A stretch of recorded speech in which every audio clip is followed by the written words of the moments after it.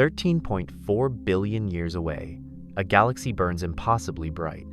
We see it as it was just 290 million years after the Big Bang, when the universe was a mere 2% of its current age. At that cosmic dawn, only the simplest elements should have existed: hydrogen and helium, nothing more. Yet this tiny galaxy blazes with oxygen. Oxygen demands generations of stars. It requires massive suns to live, die, and explode in catastrophic violence. The math doesn't add up. The timeline doesn't work. By every law we understand about stellar evolution and cosmic chemistry, this galaxy should not exist. Welcome to the frontier where observation shatters theory, where a single discovery forces us to question everything we thought we knew about how galaxies are born. The discovery emerged from the constellation Fornax, from a region astronomers had studied countless times before. When the James Webb Space Telescope aimed its infrared eye at this patch of sky, expectations were modest. Perhaps a few primitive structures, maybe some faint, simple systems. Instead, Webb found something extraordinary. The galaxy appears as little more than a red dot in the images. Its color itself tells a story. The absence of blue and green wavelengths signals extreme distance.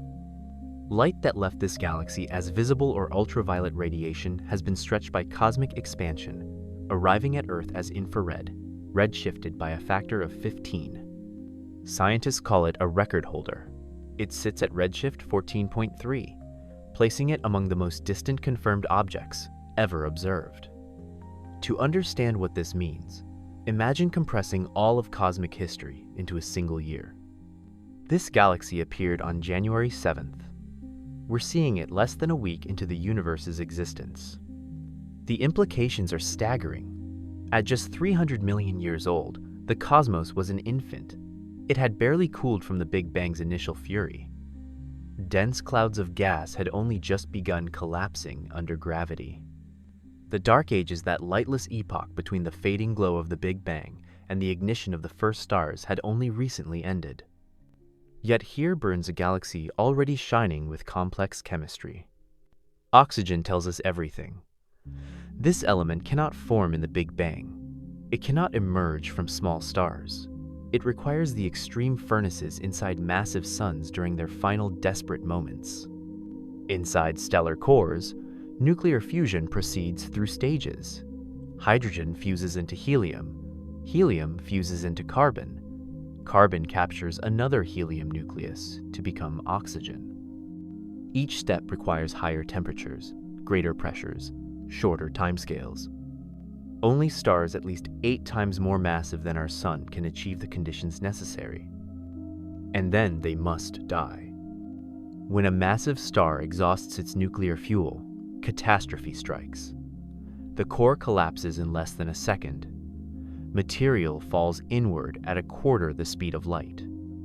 The rebound generates a shock wave that tears the star apart, a core collapse supernova, unleashing more energy in seconds than the star emitted during its entire lifetime. The explosion hurls oxygen, carbon, neon, magnesium, silicon, and iron into space at thousands of miles per second. This enriched material disperses across dozens of light years, mixing with pristine hydrogen and helium. When new stars form from this polluted gas, they inherit the chemical legacy of their predecessors. This cycle cannot be rushed. Each generation requires time. Time to form, time to burn, time to die, time to disperse. Physics imposes speed limits that cannot be circumvented. Research teams calculated backward from the galaxy's observed oxygen levels. To achieve this abundance requires potentially 3 to 10 complete cycles of stellar birth, death, and enrichment. Each cycle demands roughly 2 to 20 million years, dominated not by stellar lifetimes, but by the cooling and collapse of gas between generations. The minimum timeline, 60 million years. More realistically, 200 million years. But the galaxy appeared just 290 million years after the Big Bang. If the first stars formed at 200 million years, the earliest most models allow that leaves barely 90 million years for the entire enrichment history. It's possible, but only if every process operated at maximum efficiency, simultaneously, with zero delays. Nature rarely cooperates so perfectly. To understand the magnitude of this puzzle, we must journey back to the beginning, not metaphorically, literally, back to the first moments of existence. In the beginning, there was nothing. Then, everything exploded into being. In those first seconds, the universe was too hot for atoms. Temperatures exceeded billions of degrees. Matter existed as plasma quarks and gluons colliding in chaos. As expansion cooled this inferno, protons and neutrons could bind together. Within 3 minutes, the first atomic nuclei formed. This era, called Big Bang nucleosynthesis, established the cosmic inventory. Hydrogen appeared first, simple single protons. Some collided to form deuterium, heavy hydrogen. Deuterium nuclei fused into helium. Trace amounts of lithium emerged. Then expansion cooled everything below fusion temperatures. Nuclear reactions stopped. The universe ended up with roughly 75% hydrogen, 25% helium by mass, and lithium contributing less than 1/10 billionth.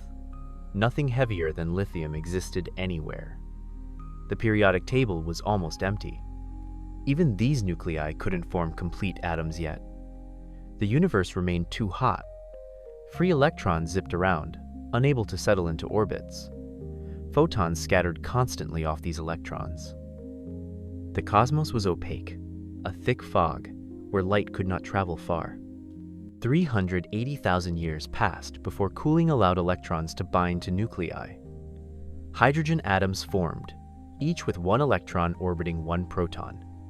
Helium atoms appeared with 2 electrons orbiting 2 protons. This moment, called recombination, cleared the fog. Photons could finally travel freely. The cosmic microwave background radiation we detect today began its journey at that instant. Now the universe was transparent, but dark. Atoms existed, yet no stars had ignited. Space consisted of vast clouds of hydrogen and helium drifting under gravity's gentle pull. Tiny density variations, quantum fluctuations from the Big Bang itself, created slightly denser regions. These patches had stronger gravity, pulling in more gas. The Dark Ages had begun. For the next 200 million years, nothing shone, no fusion occurred. The universe was cold, dark, waiting. Gas clouds continued growing denser. Slowly, gradually, some clouds compressed until their centers grew hot. Pressure built. Temperature climbed. Finally, in the densest regions, hydrogen nuclei began colliding with enough force to fuse. The first stars ignited. They blazed with pure hydrogen and helium, nothing else. No carbon to form planets, no oxygen to create water, no iron to build cores. Everything heavier had to be manufactured inside stars through nuclear fusion. That pristine simplicity makes the discovered galaxy so baffling. Those pioneer stars differed radically from anything shining today. Lacking heavy elements to aid cooling, the collapsing gas clouds couldn't fragment efficiently into smaller pieces. Stars forming from pure hydrogen and helium tended toward enormous masses, many likely exceeding 100 solar masses. Some may have reached 300. These giants burned incredibly hot. Their surfaces would glow blue-white at temperatures exceeding 100,000 degrees. They would shine with the brightness of millions of ordinary stars combined. Their lifetimes would be brief, perhaps just a few million years from birth to death. But in that short span, they would transform the universe. The ultraviolet radiation from these first stars began ionizing surrounding hydrogen. Neutral atoms absorbed energetic photons, electrons stripping away. Ionized regions formed around each star, bubbles of plasma expanding into neutral gas. As more stars formed, more bubbles appeared. Eventually, they merged. This reionization process gradually transformed the entire universe from neutral back to ionized. The discovered galaxy exists right at this boundary, when reionization was just beginning. It formed during the final stages of the Dark Ages. That timing makes its chemical sophistication even more puzzling.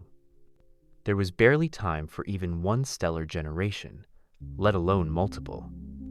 James Webb made this discovery possible through its unique capabilities. The telescope observes primarily in infrared, detecting heat rather than visible light.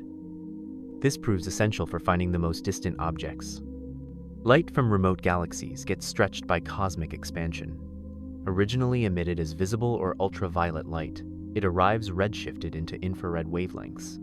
Webb captures this ancient light. The near-infrared camera formed the primary detection instrument.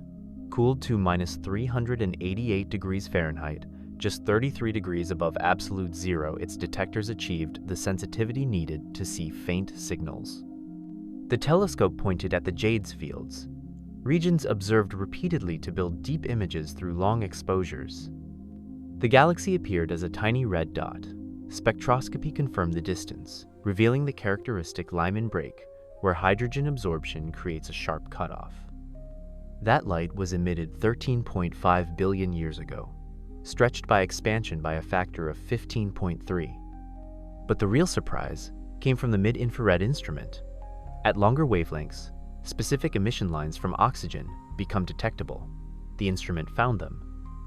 The signal appeared bright, indicating significant oxygen abundance. This wasn't a marginal detection requiring statistical arguments. The oxygen signature blazed clearly in the data. The observations demanded dedication. The team spent 167 hours imaging with the near-infrared camera, 43 hours with the mid-infrared instrument. Over 200 hours of precious telescope time focused on a region of sky smaller than a grain of sand held at arm's length. Only the most important targets warrant such investment. Independent verification came from an unexpected source. The Atacama Large Millimeter Array in Chile, a network of 66 radio antennas spread across a high desert plateau, detected the same oxygen signature through completely different methods. Oxygen atoms emit radio waves at specific frequencies when electrons transition between energy levels. For this galaxy, cosmic expansion shifted these emissions into ALMA's detection range. The observation required exceptional sensitivity and dozens of hours of integration time across multiple sessions. Two independent teams analyzed the data. Both found the identical emission line at precisely the predicted frequency with consistent intensity. The agreement eliminated concerns about systematic errors. The oxygen detection was real. ALMA's confirmation provided more than validation. Radio observations measure different properties than infrared observations, revealing the galaxy's cold molecular gas and internal dynamics. The measurements aligned perfectly across different wavelengths and different observatories. The convergence of independent observations builds ironclad confidence. This galaxy exists at the claimed distance. It contains the claimed oxygen abundance. It shines with the claimed brightness. The measurement precision achieved is extraordinary, a redshift uncertainty of just 0.05%, corresponding to a timing uncertainty of merely 1 million years in a universe nearly 14 billion years old. Precision matters. The galaxy now stands at an exact moment in cosmic history, 293 million years after the Big Bang, not 280 or 310. The precision ensures the theoretical challenge is real. The galaxy shines too brightly. Objects at such extreme distances should appear faint, barely detectable even with the most powerful instruments. This one blazes with unexpected intensity, exceeding theoretical predictions by uncomfortable margins. Luminosity depends fundamentally on stellar mass. Massive stars shine brighter than small stars. If this galaxy contains predominantly massive stars, that could explain the brightness. But forming predominantly massive stars requires special conditions that may not have existed universally. The specific luminosity value raises eyebrows. The galaxy appears roughly as bright as galaxies 10 times more massive. Either it contains far more stars than its compact size suggests, or those stars are intrinsically much more luminous than typical. Neither explanation fits comfortably with standard models. Comparisons with nearby galaxies illustrate the paradox. Modern star-forming galaxies with similar stellar masses show predictable brightness ranges. This ancient system exceeds those expectations, acting like a galaxy that has had billions of years to form stars, not hundreds of millions. Multiple studies verified the measurements using different methods. The galaxy really is that bright at that distance. The measurement is solid. The physics is puzzling. The galaxy is also surprisingly large. At 1,600 light-years across, it exceeds expectations for something so early in cosmic history. Young galaxies should be compact, not extended. Size relates directly to the mass of the dark matter halo hosting the galaxy. Larger halos have deeper gravitational potential wells, extending over larger volumes. To produce a galaxy this size requires a dark matter halo significantly more massive than models predict should exist at redshift 14. The measurement comes from careful analysis of James Webb images. Even at enormous distance, the galaxy appears slightly fuzzy rather than perfectly point-like. This fuzziness reveals true spatial extent. For comparison, the smallest galaxies observed locally span just a few hundred light-years. This ancient system matches or exceeds many nearby dwarf galaxies in size, despite existing when the universe was 2% its current age. Extended structure implies lower density. If the same stellar mass were packed into a smaller volume, the galaxy would appear more compact. The extended nature means stars are spread out, affecting how efficiently star formation continues and how feedback operates. Forming an extended system early requires assembling substantial mass quickly. Dark matter halos grow hierarchically through mergers of smaller halos. Achieving a sufficiently massive halo by 300 million years strains hierarchical assembly models. The galaxy sprawls where it should huddle. This galaxy does not stand alone. James Webb has discovered multiple objects at comparable distances, showing similarly extreme properties. Bright galaxies, massive galaxies, chemically evolved galaxies. Each discovery adds weight to the conclusion that rapid evolution was commonplace rather than exceptional in the early universe. One galaxy at redshift 13 shows vigorous star formation with emission lines indicating multiple elements. Its brightness suggests stellar mass comparable to what modern galaxies required billions of years to assemble. Another system at redshift 12 appears unusually red, suggesting older stellar populations.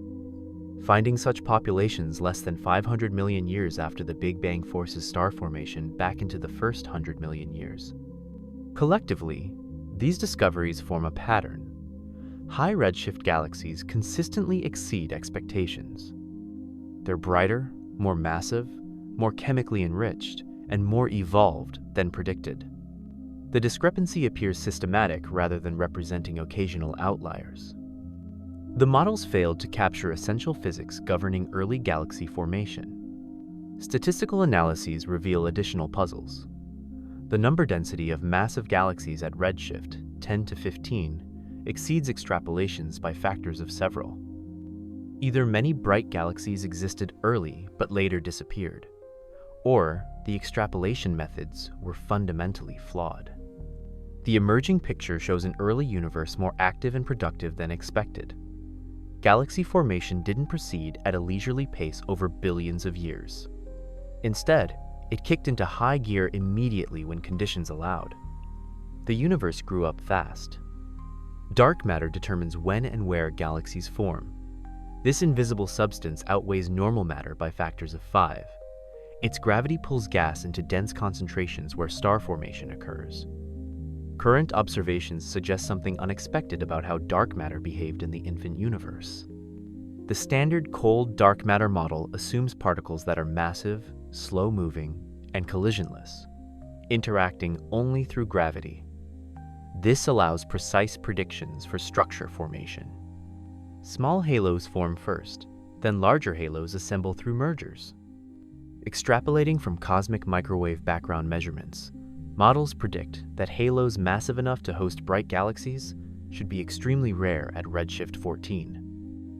The probability of finding even one in the area Webb observed is very small. Yet multiple candidates have been found.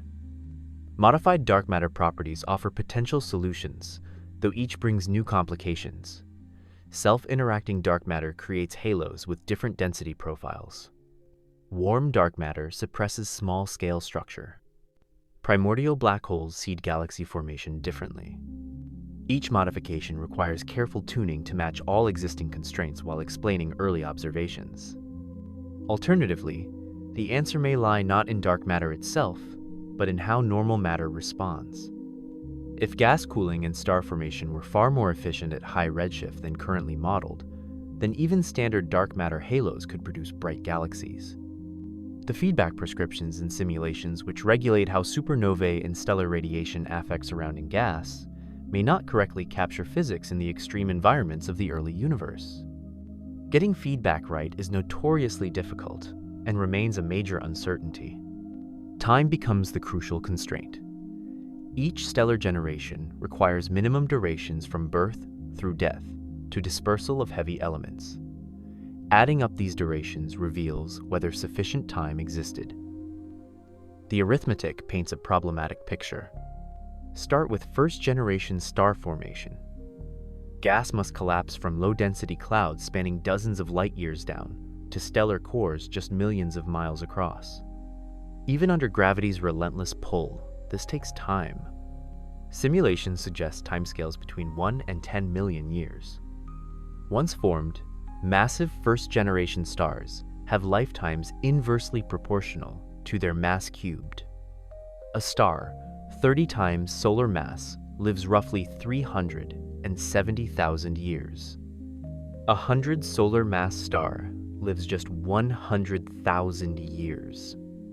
Even the most massive stars require time to burn through their fuel. Nuclear reaction rates impose speed limits that cannot be circumvented. After the star explodes, ejecta must travel outward and mix with surrounding gas.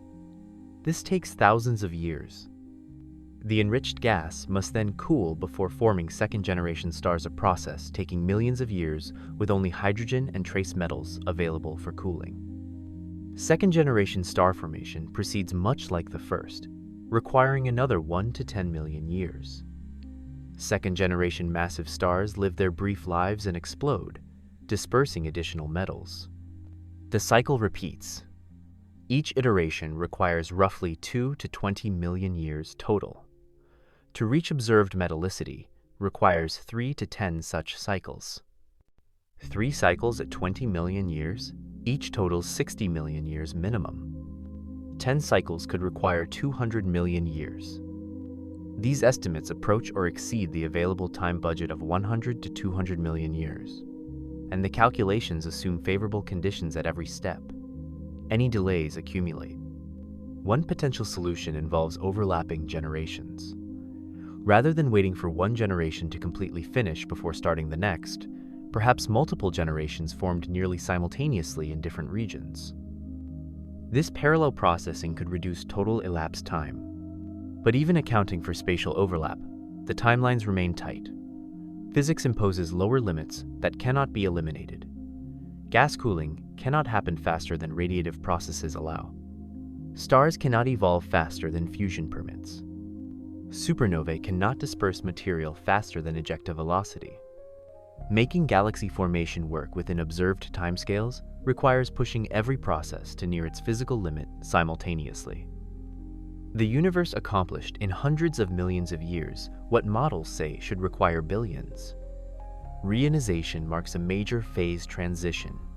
Neutral hydrogen dominating the early universe gradually became ionized by radiation from the first stars and galaxies. This transformed the intergalactic medium from opaque to transparent over several 100 million years. The discovered galaxy provides critical clues about this epoch. Reionization required enormous amounts of ionizing radiation. Every hydrogen atom in the universe needed to absorb an ultraviolet photon energetic enough to strip away its electron. Only hot stars produce sufficient flux. Early galaxies dominated by massive stars would have been prodigious ionizing sources. The galaxy's properties suggest it produced ultraviolet radiation efficiently. High star formation rates mean many massive stars forming continuously. While alive, they blazed with ultraviolet light. A significant fraction would have escaped the galaxy and ionized surrounding intergalactic gas. Reionization proceeded inhomogeneously. Dense regions containing more galaxies ionized first, creating bubbles that expanded outward. Eventually, these bubbles overlapped, completing reionization. The topology of this process depends on the spatial distribution of early galaxies. The discovered galaxy at redshift 14 existed during early reionization phases. It sat within an ionized bubble created by its own radiation and that of neighbors. Understanding reionization matters for interpreting observations at all cosmic epochs. It was a watershed moment separating the dark ages from the age of galaxies. The fog lifted through their light. Without heavy elements, no planets could form. Without oxygen, no water could exist. Without carbon, no organic molecules could emerge. The rapid chemical enrichment revealed by this galaxy has profound implications for when the building blocks of complexity first appeared. In the primordial universe, only hydrogen, helium, and trace lithium existed. These three elements alone cannot build complex structures. Life requires more diverse chemistry. That diversity comes from stellar nucleosynthesis. The timeline for chemical enrichment determines when prerequisites for life could first be met. The discovered galaxy proves enrichment began almost immediately. Within 300 million years, significant oxygen existed. Probably carbon, nitrogen, and other bioessential elements existed as well. This doesn't mean life arose at redshift 14. Chemical preconditions are necessary, but not sufficient. Planets must form. They need stable environments. Organic chemistry must produce complex molecules. Self-replication must emerge.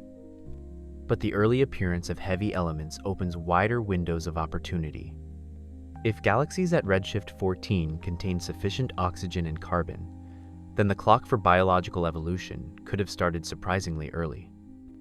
In principle, planets forming from gas enriched by these early galaxies might have had billions of years for life to develop before Earth even formed. The presence of water elsewhere depends on oxygen abundance. The galaxy's high oxygen content guarantees water could have formed. The ingredients for water emerged surprisingly early. The implications extend beyond life's possibility to its inevitability. If chemical enrichment proceeded rapidly everywhere, the universe quickly became filled with raw materials for complexity. The sheer number of potential sites makes life elsewhere seem almost certain. The chemical history of the universe unfolds as a story of increasing complexity, from simple hydrogen and helium to the full periodic table, from primordial clouds to stars and planets, from minerals to molecules, from chemistry to biology. The rapid enrichment accelerated this progression, compressing the timeline from Big Bang to complex chemistry into hundreds of millions of years instead of billions. Computer simulations of galaxy formation, refined over decades, consistently produce galaxies that assemble hierarchically over billions of years. Small objects form first, then gradually merge to build larger structures. In these models, galaxies at 300 million years should be tiny, dim, and chemically primitive. The observations show otherwise.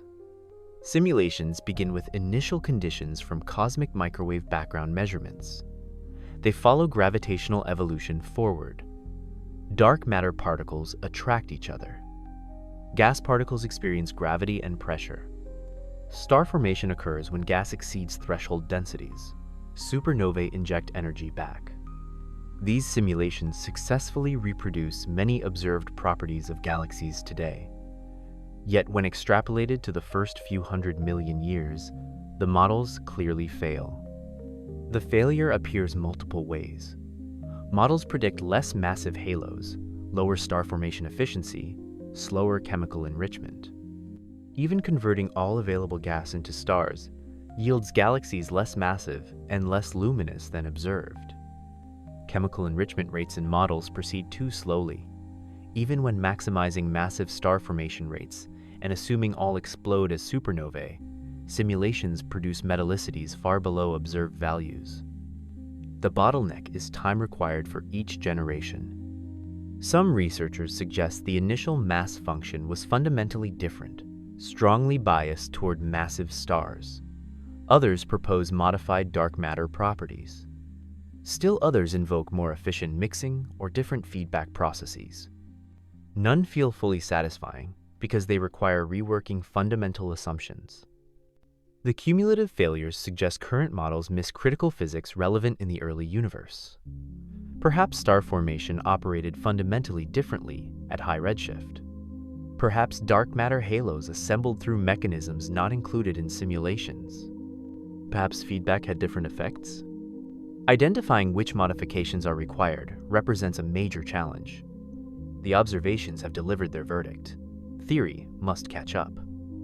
Finding and characterizing this galaxy required extraordinary effort. Over 200 hours of James Webb Telescope time dedicated to one small patch of sky. In an era when telescope time is among the most valuable resources in astronomy, this investment represents a major commitment. The return justified the cost. Observations occurred in multiple phases using different instruments. Each wavelength band required separate exposures. Longer exposures reduced noise, allowing fainter objects detection. For the deepest bands, integration times exceeded 30 hours per filter. Scheduling required careful planning. Webb orbits 1 million miles from Earth at the second Lagrange point. Its field of view can only point at certain parts of sky at certain times. Competing observation requests constrain what can be done when. Data reduction transformed raw detector frames into science-ready images. Each frame contains instrumental signatures that must be removed. Hot pixels, cosmic ray hits, electronic noise all appear in raw data. Pipeline software corrects these effects. Combining multiple exposures requires precise alignment. The telescope pointing drifts slightly. Images must be registered to sub-pixel accuracy before combining. Software identifies stars and calculates offsets between frames. ALMA observations from the ground complemented space-based work. Arranging ALMA time is highly competitive. The observations required excellent atmospheric conditions achieved only occasionally at the high-altitude site. The human effort shouldn't be overlooked. Dozens of astronomers contributed expertise. Some designed observation strategies. Others developed data reduction algorithms. Still, others interpreted results. Collaboration across institutions and countries made the work possible. Publishing required careful documentation. Peer reviewers scrutinized every claim. The process ensures quality, but takes months to years. The observational investment will pay dividends for years. The deep images can be reanalyzed. Fainter galaxies might emerge. Serendipitous discoveries often come from data taken for different purposes. 200 hours staring at darkness revealed light. This discovery is just the beginning. Finding one galaxy with extreme properties raises the question, are such objects common or rare? Answering this requires observing many more fields. James Webb will continue surveying high redshift galaxies. Multiple observation cycles are approved, covering additional sky areas to varying depths. Each new field provides opportunities to find similar objects. By observing many fields, astronomers build statistics. Other telescopes continue playing important roles. ALMA conducts systematic surveys measuring molecular gas content. Future extremely large telescopes will provide even better capabilities. The Giant Magellan Telescope, 30-meter telescope, and extremely large telescope, all under construction, will be the largest optical telescopes ever built. Space-based missions beyond Webb are under development. The Nancy Grace Roman Space Telescope will conduct wide-field surveys covering areas 100 times larger than Webb can efficiently observe. Roman will find thousands of high redshift galaxies, identifying the most interesting targets for detailed follow-up. Further in the future, mission concepts exist for even more powerful telescopes. These missions remain decades away, but represent the long-term future of space astronomy. Coordinated multi-wavelength observations extract maximum science from each target. When a new high-redshift galaxy is discovered, follow-up at radio, submillimeter, and optical wavelengths builds a complete dataset. Each wavelength probes different physical properties. Machine learning techniques are being developed to identify candidates automatically in large datasets. Training algorithms on known high-redshift galaxies allows them to recognize similar objects. Automated selection accelerates discovery. The sample size will grow over the coming decade.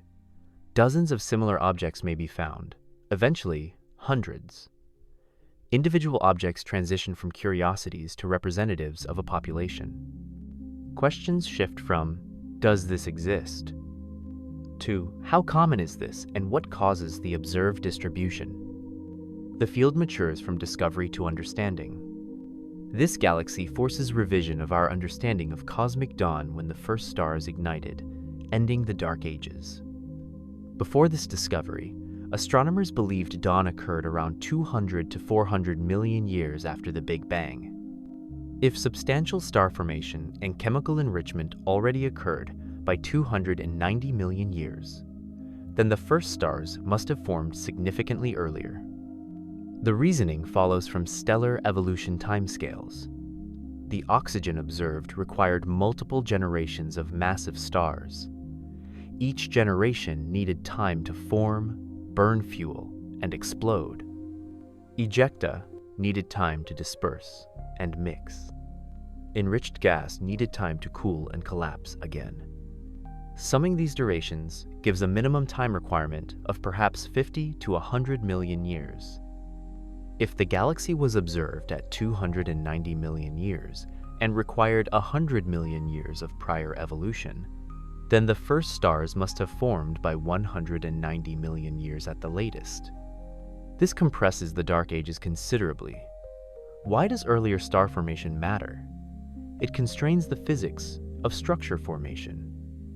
If everything happened faster than expected, then either initial density fluctuations were larger than measured, or collapse proceeded more efficiently than modeled. The cosmic microwave background places tight constraints on initial fluctuation amplitudes. Substantial changes would conflict with observations. Therefore, the answer must lie in how structure collapsed and evolved. The universe apparently wasted no time organizing itself. Structure formation began as soon as physically possible and proceeded at maximum pace. The Dark Ages were brief. The age of stars and galaxies arrived quickly. How much earlier dawn can be pushed remains an open question. Future observations of even more distant galaxies will tell. We return to where we began. A galaxy blazes across 13.4 billion light-years. It exists at a time when the universe barely had the opportunity to form its first stars. Yet it shines with the chemical complexity that should require billions of years of cosmic evolution. The oxygen in its spectrum is more than an element, it's a signature of death and rebirth. It's proof that massive stars formed, lived, and died in catastrophic explosions. That their ashes spread across space. That new stars formed from enriched gas. That the cycle repeated multiple times. All within a window so brief that our best models cannot explain it. This discovery challenges cosmology at its foundation. Time, that most fundamental dimension, becomes the villain. The universe has rules about how fast things can happen. Stars need time to form, burn fuel, die, and spread their ashes. Every step requires millions of years. This galaxy completed the entire sequence before it had the time budget to do so. 3 independent observatories confirmed the findings. James Webb captured the initial imaging and oxygen signature. ALMA verified the detection with extraordinary precision at radio wavelengths. The measurements align perfectly across different wavelengths, different instruments, different teams. Convergence builds certainty. This galaxy is real. Its properties are real. The theoretical challenge is real. What does this mean for everything we thought we knew? It means the universe is more dynamic than we imagined. It means galaxy formation proceeded faster than our theories predicted. It means the first stars may have formed earlier, burned differently, enriched their environments more efficiently. It means we're missing something fundamental about how the cosmos evolved from simplicity to complexity. Perhaps star formation in the early universe was dramatically more efficient. Perhaps the first stars were more massive and died more quickly. Perhaps feedback processes operated differently. Perhaps dark matter itself behaves in ways we haven't accounted for. Or perhaps the universe simply doesn't care about our models and timelines. The galaxy stands as a fixed point in cosmic history, 293 million years after the Big Bang, not approximate, not uncertain. The precision of modern astronomy pins it to that moment. And at that moment, it was already mature, already enriched, already impossible by conventional understanding. Future observations will find more such galaxies. The statistics will improve, patterns will emerge, theorists will refine models, adjusting parameters, incorporating new physics. Gradually, the picture will clarify. But today, this galaxy represents a profound mystery. It's a messenger from cosmic dawn carrying news we weren't expecting. It tells us that the infant universe was precocious beyond our predictions, that the gap between the first light and complex chemistry was narrower than we thought, that the building blocks for everything stars, planets, perhaps even life appeared far earlier than conventional wisdom suggested. In that ancient galaxy's light, stretched across billions of years, we see our own origins reflected. The elements forged in its stars eventually spread through space. Those atoms became part of later stellar generations. Eventually, some fraction became incorporated into a small yellow star in an ordinary spiral galaxy. Around that star, a planet formed. On that planet, life emerged. And that life evolved until it could build telescopes and look back across the universe to see where it all began. We are made of the ashes of those first stellar generations. Their explosions enriched the gas that became our solar system. Their chemistry is our chemistry. The oxygen we breathe, the carbon in our cells, the calcium in our bones, all forged in stars like those that lit this ancient galaxy. The chain of consequence connects that impossible galaxy to us. We are its descendants, separated by 13.4 billion years, yet linked by the elements in our bodies. The discovery raises as many questions as it answers. How common are such galaxies? What makes them possible? What does this mean for our understanding of cosmic evolution? When did chemical complexity really begin? How quickly can life's building blocks appear after the Big Bang? These questions will drive decades of research. New telescopes will push deeper into cosmic time. Better simulations will attempt to reproduce observations. The frontier advances, as it always does, through the collision of theory and measurement. For now, we stand at that frontier, gazing at a galaxy that defies explanation. It shouldn't exist. Every rule we understand about stellar evolution and cosmic chemistry says it's impossible. Yet there it blazes, impossible and undeniable, a challenge written in light across the universe. The cosmos is telling us we have more to learn. The story of how galaxies form, how stars create elements, how complexity emerges from simplicity, this story is more remarkable than we imagined. And we've only just begun to read it.